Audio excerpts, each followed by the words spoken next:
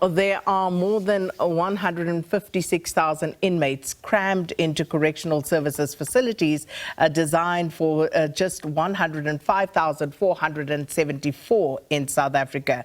Now, sustaining an inmate costs the taxpayer around 13,552 rand per month for the duration of the sentence.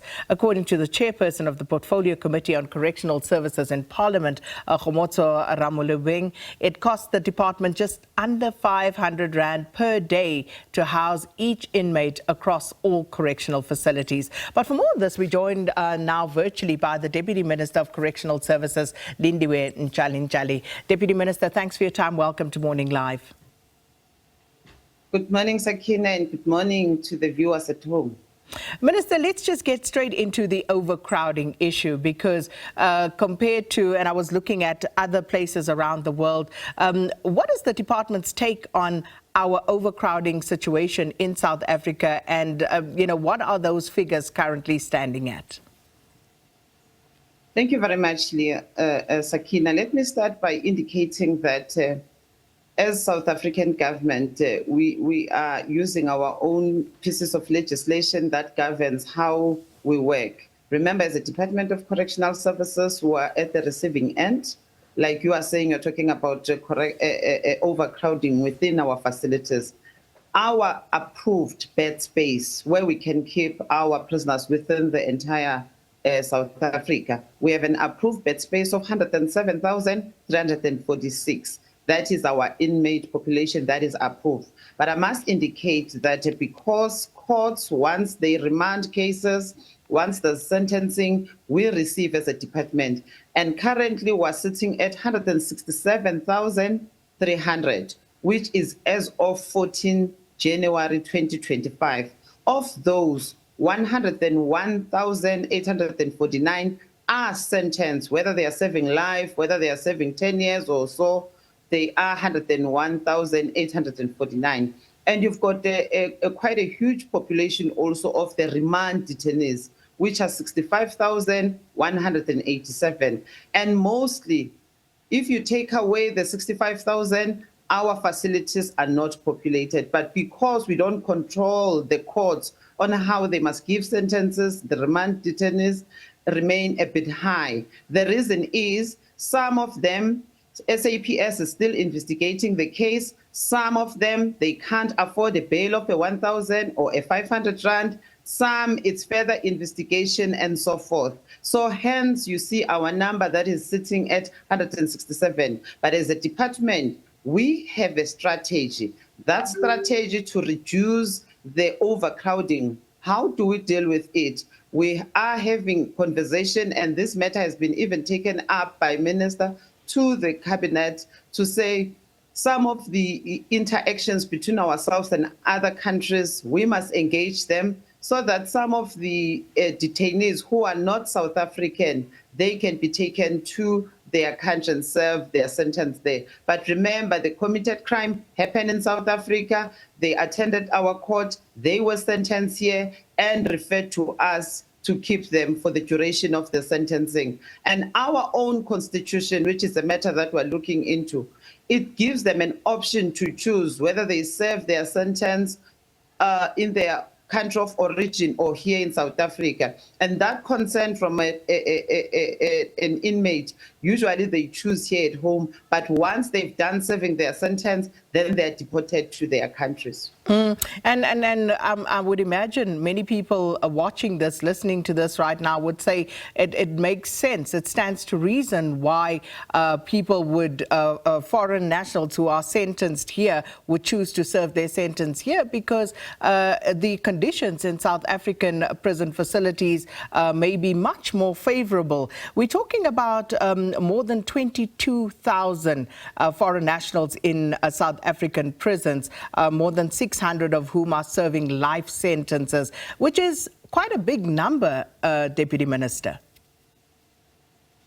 I must give you the recent statistics in terms of the foreign nationals that we're having in our facility in all the regions. We're having 14,920 foreign nationals. I will break that down quickly to you. In the Eastern Cape, we've got 502 foreign nationals. Your Free State and Northern Cape region, we've got 1,679. In the Gauteng region, we've got 6,039. And also in KZN, 1,288. In Limpopo, Mpumalanga, Northwest, we've got 3,474. And that gives you a 4,920.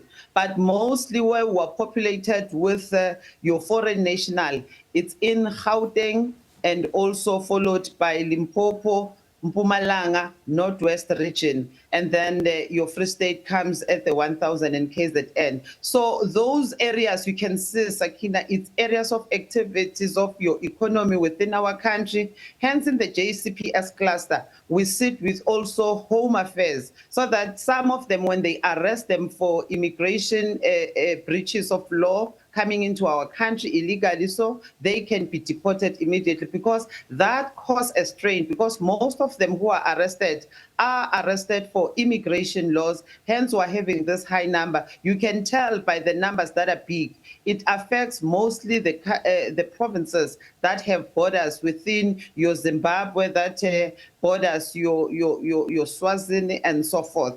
And some of them are coming through our borders, coming from Zimbabwe, and those are the populations that we're having within our facility.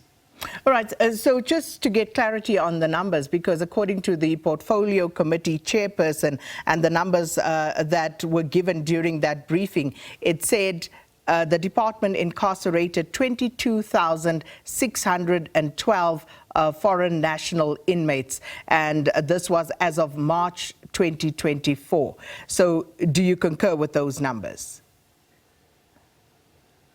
Those numbers might have been given at that time. That is why I specifically indicated to your good self that as of 14 January 2025, because some of those foreign nationals, they've concluded their sentencing. Some of them were deported. Remember, by the time we were meeting with the Portfolio Committee, it's by when in Mpumalanga we've arrested over a lot of foreign nationals that were within our facilities who were found illegal mining, and those were deported. So these numbers, they fluctuate. Hence, we're bringing to the viewers that now currently, let's give the correct stats, we're sitting at 14,920, because every day, remember, there's lock up. As we lock up, we count everybody, we account for every inmate within our facility. Hence, as the department, we've got the responsibility to give you exactly what is within. But what we've shared with our portfolio was as when it happened, when they visited our facilities in the Gauteng region. Fair enough. And then the Portfolio Committee Chairperson also indicated, and she said that in October last year, when they undertook an oversight visit to the Mtonjeni Youth Correctional Center in Baviaanspoort, of the 525 juvenile offenders there, 400 of those juvenile offenders were foreign nationals, so only 125 South Africans.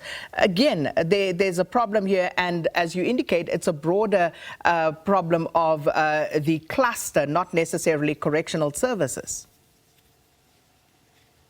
You are correct. We found that. Luckily, I was with the Portfolio Committee when it visited our facilities, and indeed, most of these young people that were crossing illegally using the border from Limpopo, they were found within our facilities. Most of them, like you have said, they were of foreign national. It is true indeed. And most of our own, they were about 100 or so. And we are saying it means that we are working and winning in fighting crime in that space.